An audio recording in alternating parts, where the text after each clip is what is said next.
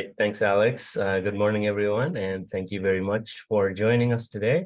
Excited to present about some of this work that I've been doing with colleagues over the last couple of years. So my name is Amit Pradhananga. I'm a research associate. I'm a social scientist with the Center for Changing Landscapes at the U, and I'm also affiliated again as a MACERC fellow.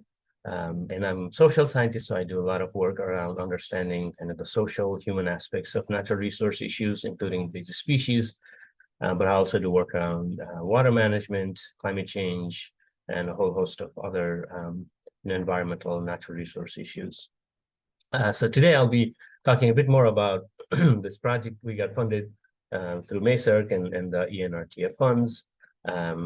We conducted interviews and surveys with businesses as well as visitors in Minnesota. So before I start, I want to make sure I thank and acknowledge Ami, who is with the Human Tourism Center now, but we work together on this project to collect all this data. Terry Hurley at the Department of Applied Econ, who was instrumental in some of the survey work.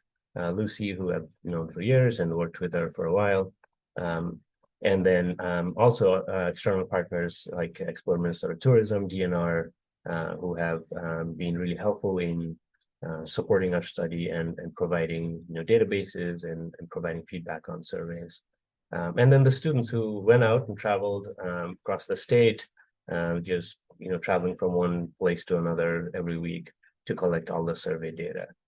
My contact information is also up here, and again, I'll be happy to share our work and also take questions at the end today, but also at other times if you have more interest. All right, so for a start, just setting up the context for the study, and I'm guessing this audience doesn't need a whole lot of context around invasive species, but the context for the study is that AIS, or invasive species, have negative impacts on natural resources in Minnesota, and a lot of tourism in Minnesota is dependent on natural resources. So, we do really need to understand how tourists, how visitors, as well as businesses perceive invasive species and AIS management. And that's really the crux of the study and the need for the study and how we all got started. The two main objectives of the study were to assess visitors' perceptions about AIS and their prevention behaviors, and also to investigate from a business perspective, what are their thoughts about invasive species and invasive species management. Here's sort of a short graphic that shows the main points of the study. The main title of the study looks a little bit different here. But there's really two ends to this. So one is understanding how do tourists feel about invasive species, what are the values and perceptions, but then also how do businesses think about invasive species, how might they plan, how might they try to address invasive species now and in the future. And so to understand our tourist and our visitor perspective, we conducted surveys in Ely, Brainerd, and Alexandria over summer 2022. And then for a business owner perspective, we conducted interviews with 16 businesses across Minnesota, and then also conducted an online survey with businesses across Minnesota. Going backwards. Here's a brief timeline of the study. So in blue is the work we did, the on-site survey with visitors in summer 2022. We conducted the online survey with business owners and managers from May to February 2023. And then we also conducted interviews. So we are sitting down mostly online and talking to business owners and managers about invasive species. So I'll take this in two pieces here. First, talk about visitor perspective, what do they think? And then I'm going to switch over to talking about the business owner, business manager perspective. So here's the picture here is one of our survey sites when we did the surveys in summer 2022. And I'll kind of get right into the findings here around visitor perspectives. A little bit about the methodology. Our survey sites were Ely, Alexandria, and Brainerd. So we had a lot of discussions within our research team, we worked closely with MACERC and as well as Explore Minnesota Tourism to try to figure out three sites that are similar in some ways, but also different in others. So we capture different types of survey sites or locations. And within each location or within each area, so in Ely, we had 2 to 3 specific locations where we surveyed. Typically one of them included a state park or a location that is closer to water. The other one was not necessarily close to water. So we could kind of capture different types of visitors coming to these areas as a whole, rather than just specific lake users. The surveys were administered using iPads, and the questions pertain to awareness of AIS, what risks do they perceive of invasive species, how do they think about risk of invasive species, what are perceived impacts of invasive species on their visits. So do they think invasive species impacts their recreation and recreation experiences? And then we had a section dedicated to asking about management of invasive species, as well as if they would be willing to pay for invasive species management. Right, I'll go quickly through this piece here about who are the respondents. So as I mentioned earlier, we completed 900 completed surveys across the 3 sites. And across the 3, this is looking at all 900 in total. Most respondents, so 95% were white. We also see a breakdown of age groups, fairly consistent across different age groups. Quite a few that are over 50 though. So there's at least 44, about 56, 57% that are older than 50. And then we had 47% who identified as female. A respondent profile, again, in terms of educational attainment, 69% said that they have at least a college bachelor's degree, which is, we have a little bit highly educated audience here in terms of our respondents than the census data for Minnesota in general.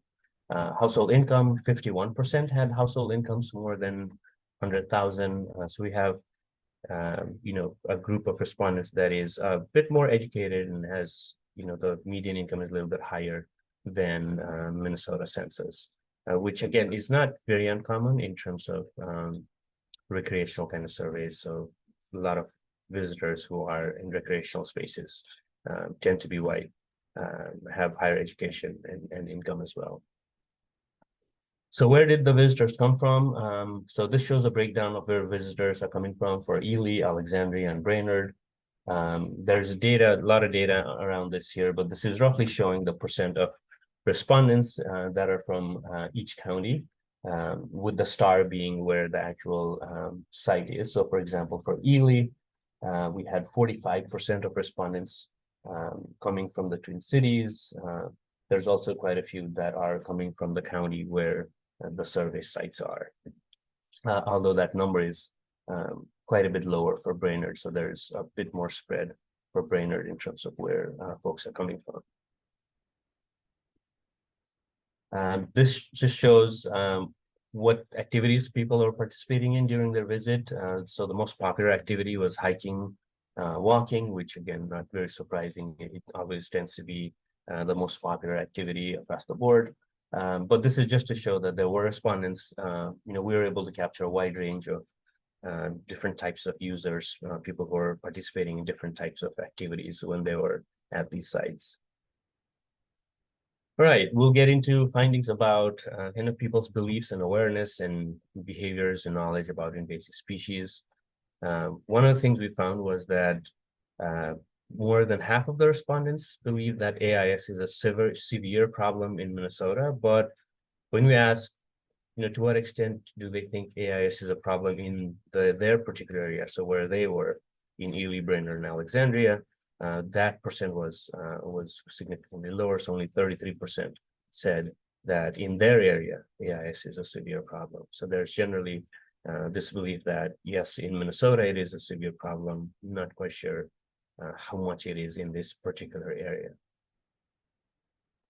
We asked a set of questions where we said, how much of a risk do you believe AIS pose to the following, and the following being different types of kind of ecosystem services. So anything from very ecological kind of risks to habitat, to water quality. So here we see that a majority, 72 and 65%, believe AIS poses high to extreme risk for habitat as well as water quality. But when it comes to quality of recreational activities, that percent who believe it's higher extreme risk is a little bit lower. Right. Next, we had a set of questions where we asked visitor perceptions about the impacts of AIS on their recreational experience during that day, during that particular visit, and also in the past. So we have 31% said that somewhat or strongly agreed that AIS has negatively impacted their recreation experience in the past. 37% said that AIS does impact what kind of activities they can participate in, but only 9% agreed that AIS has impacted their recreation experience in the past, and only 12% said that they are less likely to visit this area because of the presence of invasive species. Potentially that there's so much attachment that and almost habitual behavior oftentimes for people that go to the same area and over again, that their those AIS impacts are not a huge deterrent for these folks. So another section we asked about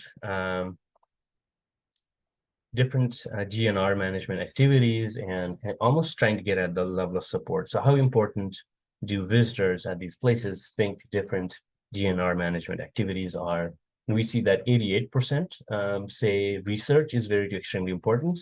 87% think education public awareness is very extremely important. So there's pretty broad support for approaches like research, education, and public awareness, and coordination, management, and control across different jurisdictions throughout Minnesota.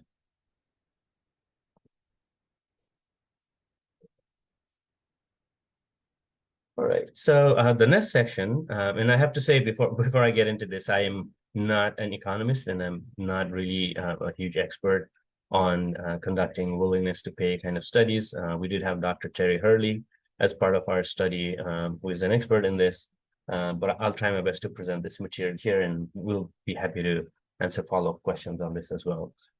So this is really a screenshot of the actual survey question, where we try to present kind of a program and then try to make it as realistic as possible so people believe that this might actually happen. And then we ask a dollar value question. So we randomly presented a dollar value. So what here it shows is $5 that was randomly presented somewhere between $1 to $15 for each individual who completed the survey. And so the way we asked is we kind of set up this program where people would either have to purchase a stamp, AIS stamp with a fishing license, or it would be a voluntary stamp. So it's a kind of a required fee versus a voluntary stamp. So we had this other kind of condition where randomly people would be asked if it's required or voluntary, and then across those 900 respondents, we can kind of capture how people respond if things are required versus voluntary, and then also get data at different price points. So one thing we found is people are generally willing to pay for invasive species through either a voluntary stamp or a mandatory fee. So all of the respondents, of the visitors that were at all these different sites, anywhere between 77 to 94% are willing to pay for invasive species management, and that was true across the board for all different price points, anything from $1 to $15 of additional, stamp money as fees. Right. So key findings. So what are the visitor perspectives? I have really three key points that, if you forget everything else, but hopefully these are some takeaways. One is visitors do believe that AIS is a problem in Minnesota and it poses risks to natural resources. So visitors that are at these sites do really care. They think that AIS is a ecological risk. So we saw those risks to habitat as well as water quality. Those numbers were fairly high. The second is while visitors do care about and do think that AIS poses risks to natural resources, they have not necessarily experienced negative impacts of AIS on their recreational experience in the past and also during this visit. The other thing with that is they're not very likely to change their visitation kind of patterns and behaviors based on aquatic invasive species presence. Now, one word of caution with that is there were quite a few, about a third or so across each site that were uncertain if they might visit more or less in the future because of invasive species. So that, again, there's not a lot of neutral responses. So things might change, depending on people's perceptions of how much AIS is there. For example, if it starts impacting what they can do at those sites, that might drastically change how they might respond to a question like that. And third is most visitors support AIS management, we can see that from their willingness to pay. So most visitors that are at these sites are willing to pay for invasive species management. Right, so that's the visitor perspective. We'll get into business perspective. So we conducted this online survey with businesses, and then also conducted 16 interviews. So I'll talk a little bit more about what businesses think about invasive species and the risk potentially associated with invasive species to tourism and to their business in particular. So one of the methodologies was this online survey, which was administered online through Qualtrics. So we were able to obtain huge thanks to Explore Minnesota Tourism for making that part of my life so much easier. Just being able to get a list of emails and being able to conduct this online was absolutely massive help. So we were able to conduct this study, this survey online using Qualtrics. Again, the questions asked about businesses' perspectives about invasive species, what are the impacts, what kind of information sources about invasive species do they trust, what types of prevention actions they would take. And then we also asked about support for different management and policy options. The second related methodology, so we had this mixed methods approach to this portion where we're trying to understand business perspective. We conducted interviews with businesses, first starting out in Ely, Alexandria, and Brainerd. And then we also had a few interviews outside of those areas. All these interviews were conducted over Zoom, just like this, online. And the analysis is, we use I use what's called a grounded theory method, where you're really looking at the data. So our data is essentially the raw interview transcripts. So we're building up from the data to try to understand what is going on versus, having a preconceived theory and then kind of testing whether the data is fitting or not fitting, as in most quantitative approaches. The interview questions pertained to their perceptions about invasive species and impacts, and especially, what I'll integrate here into this presentation is the questions around challenges in addressing AIS issues. So what are constraints for businesses to become more engaged in invasive species management? Right, so the way I'll present these findings is I'll kind of jump back and forth between focus more on the themes rather than one methodology versus other, and I'll give you a word of caution when I kind of switch between different methodologies. So first, with the survey respondent profile, we had a wide range of different types of businesses. 41% were lodging operators. We also had 36% that were a range of different types of attraction, entertainment, a lot of outfitters and so forth in our sample. Most 63% said that they're open year-round. 58% are not on lakeshore property. Right, here's just a brief look at where our business survey respondents are coming from. So we had a fairly good spread with higher numbers coming from a couple of counties in Minnesota. So if you remember that question around the risk of invasive species, we asked the same question to businesses, except we added a couple of items. So we also wanted to know how do they think invasive species might be linked to the number of tourists visiting the area and their business's profitability. So these very direct impact, direct connection to the problem. What we found is, again, just like with visitors, for businesses, the perception of risk about invasive species as it relates to kind of these ecological risks like habitat and to water quality is fairly high. So 76 and 73% believe AIS poses risk to habitat as well as water quality.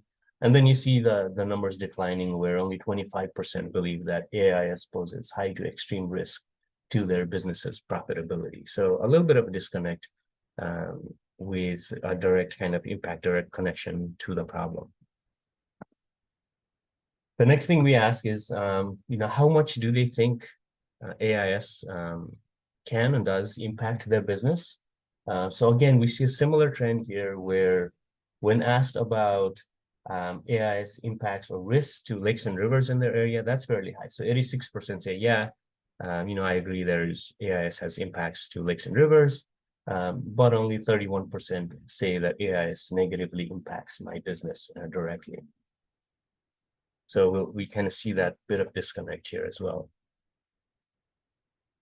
We see similar things with the interviews.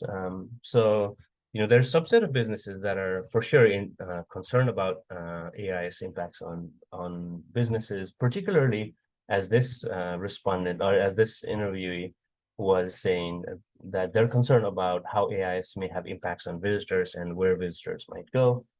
So everybody's so connected these days with social media. There's lots of Facebook sites about the boundary waters. News spreads very quickly. People are able to make choices about where they go. I think it would be a detriment to our business. People would go somewhere else. So talking about in the long run, there might be an impact where people might start visiting different places. Yet what we saw from many other interview participants was that they don't necessarily believe that they are, at least right now, directly affected by invasive species. So this participant was saying, no one has ever canceled because there was an article in the Tribune about some AIS item. So when I say, no, I'm not concerned about it for a business, we have not lost any business because of AIS. So we see, again, that disconnect with the direct impacts of invasive species on their business. We also asked how they perceive their ability to address invasive species, and generally we saw that businesses doubted their ability to address invasive species issues. So only 45% said that they're confident in their business's ability to take actions to prevent the spread of AIS. Only 18% said that they have sufficient financial resources to take actions to help prevent the spread of invasive species.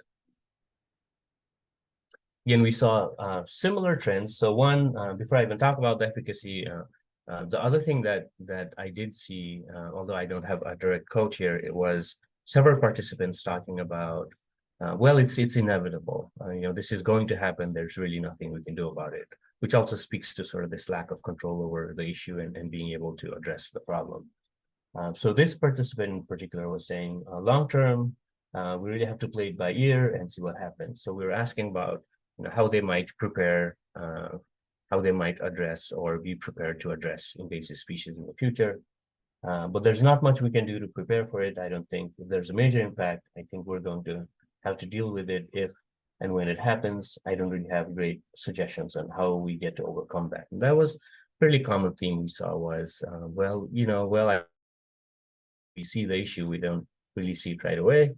But if it ever becomes a big issue, we don't really know exactly how to prepare, or we don't really plan for scenarios like that. We asked businesses what types of actions they're willing to take. So the very first one, inspect equipment the customers used in AIS-infested lakes or rivers. So 73% were willing to take that action, although this is only asked of those 42% of businesses that were on lakeshore. In general, most businesses are willing to take actions like information sharing with customers. We also saw that through the interviews where almost every participant was saying that they're willing to share information with customers and talk to their customers about invasive species. Where we see a bit of a gap is in the bottom three items here, to more of those collective actions. So working with other businesses, organizing efforts with other businesses, partnering with local government or joining organizations. So there's kind of low intentions, low likelihood to take some of those types of actions. The other set of questions we ask businesses is what types of management efforts they might be willing to support. 78% somewhat to strongly support increasing funding for AIS efforts, 77% support increasing inspections. So there's pretty widespread support, except for the very last item of charging a daily fee at public access points to fund AIS programs.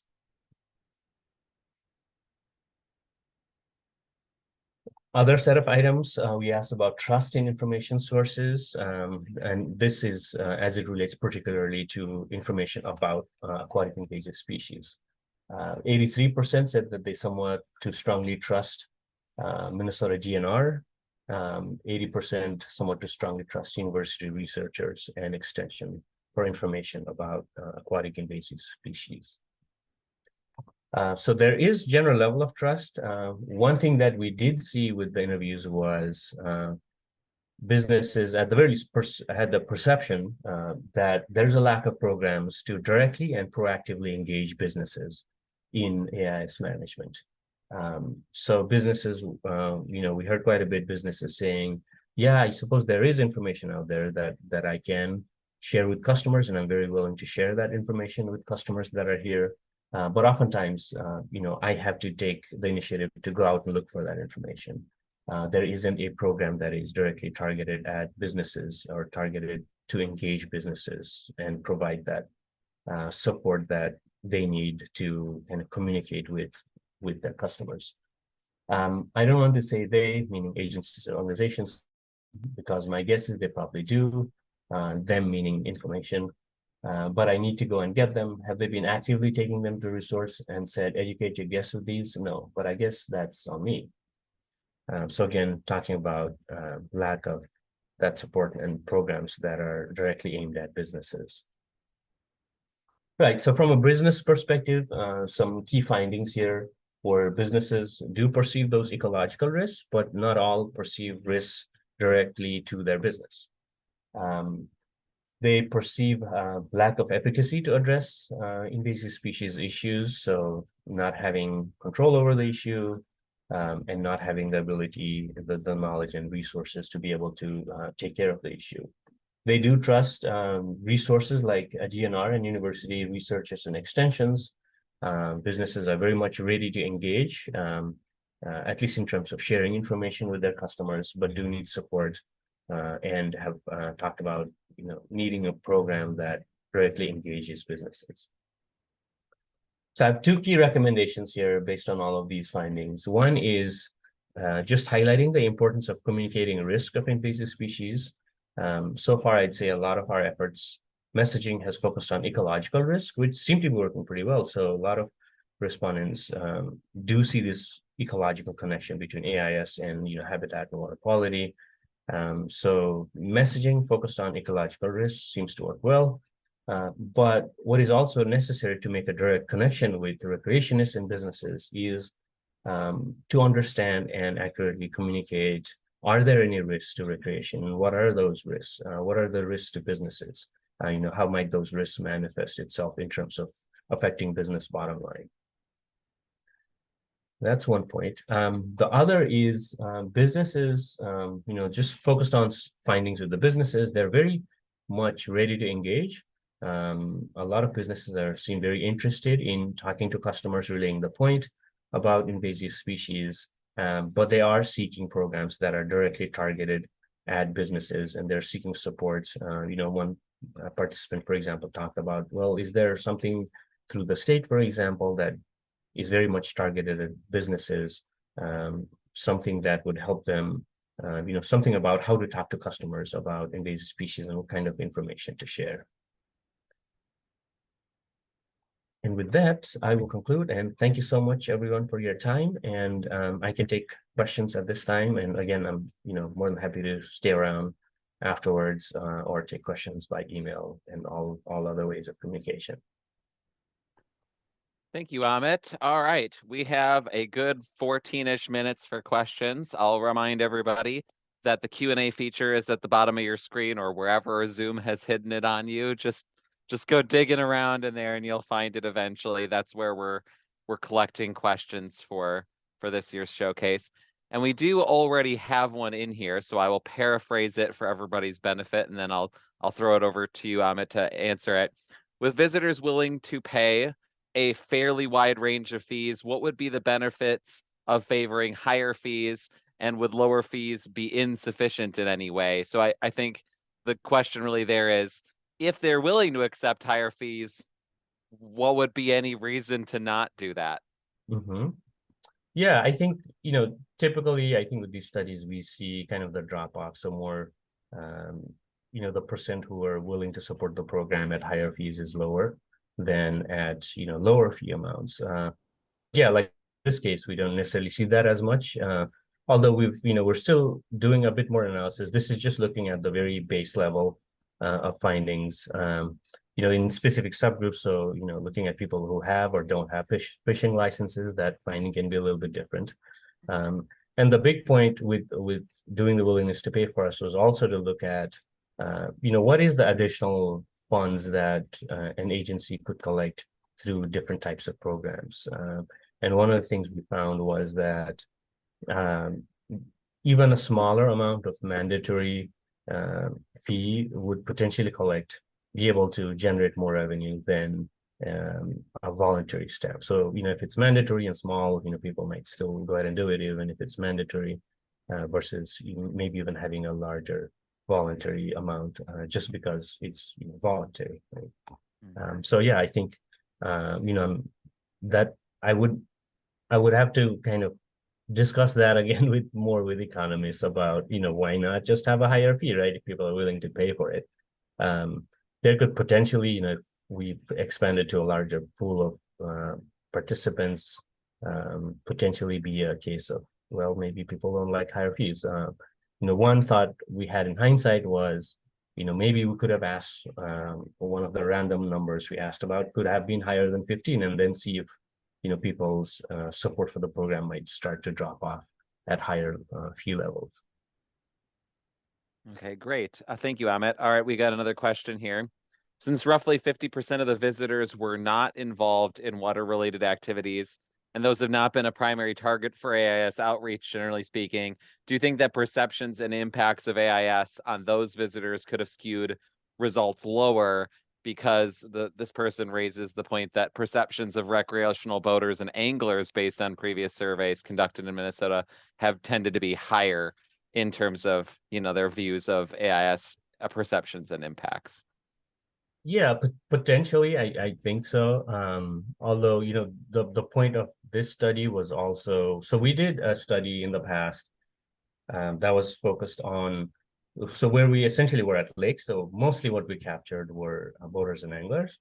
And so the motivation for this study was try to expand that group of users, types of, respondents and visitors in these areas, and try to get that perspective as well, and not just the boater and angler perspective. Cool, thank you. All right, I think this is sort of a kind of a related question, thinking about methodology. Was time of year or any other similar variables looked at to account for things like hunting and fishing seasons, special events, license holders that could possibly affect the respondents' background or knowledge or experience on the day that a survey was conducted?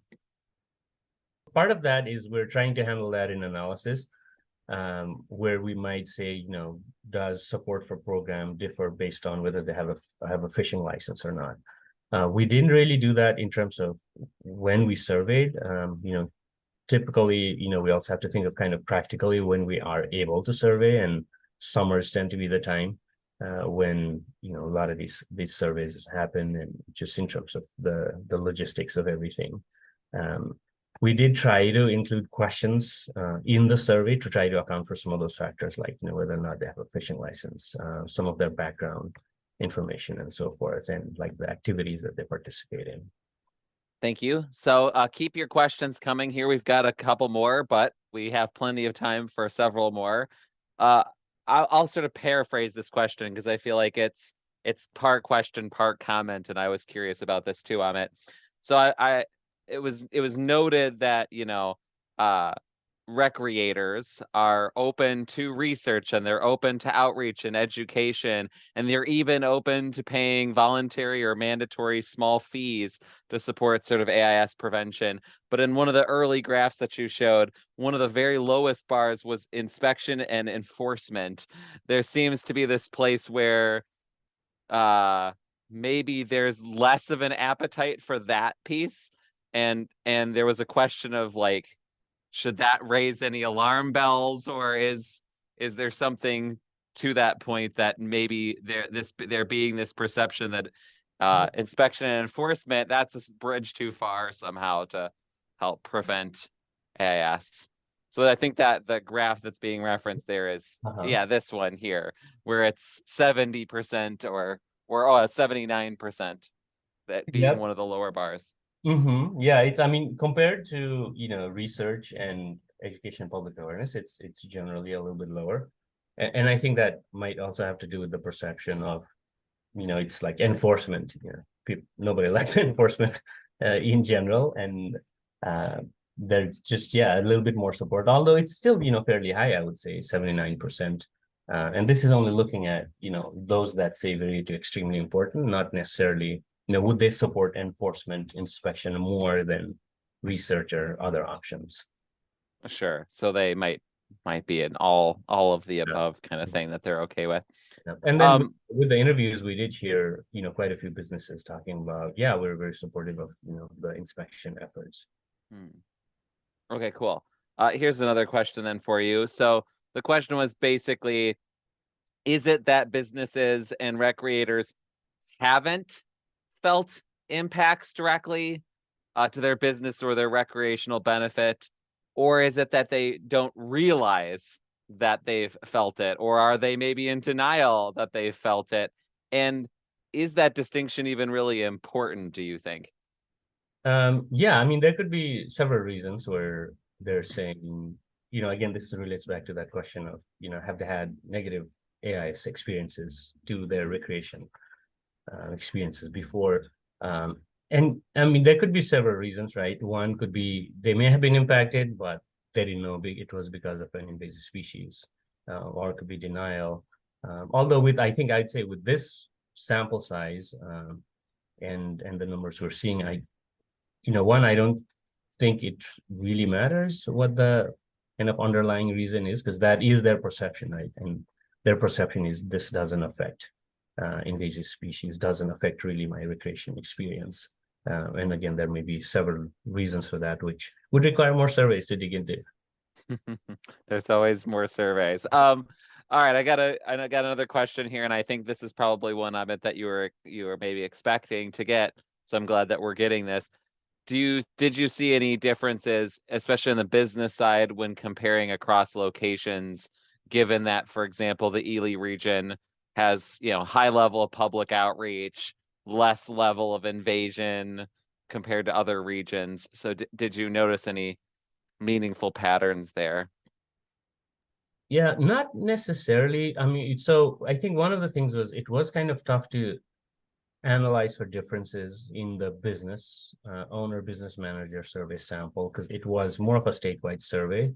And so we didn't have like high enough sample size, say just in Ely, to compare it to like Brainerd or Alexandria. But there could be some of that based on the location of like we don't have those impacts directly yet. We did see a little bit of that with the interviews where say someone was a business operating related to the boundary waters. They might say, oh well, within where we work it's really not an issue, but we know it's an issue right outside. So there could be some differences going on because of the location they're in. On the visitor side of things, though, in the past study we did, funded also by MESAC, we found that where they were in terms of the lakes they were at didn't really have an effect on perceptions about invasive species or the behaviors. Also, whether or not they knew what the lake was infested with didn't really have any effect. So just the knowledge, kind of the factual knowledge of invasive species didn't really seem to have much of an effect. I think what we found was more important was just how much people think AI is a problem. Are they aware that it is a problem statewide? And the direct risk that they perceive to invasive species or from invasive species. Cool. Thank you, Amit. While I'm waiting for another question or three to come in here, since we still have some time left, I'll indulge a personal curiosity here. So I was noticing towards the end of your presentation that you had asked businesses, what would you be interested in, and participating in inspections and outreach and education and stuff. That the businesses were open-minded about that, but they were actually least interested in there being sort of a fee that recreators would have to pay that would then support AIS programs. Yeah, this bottommost graph here, that 42%.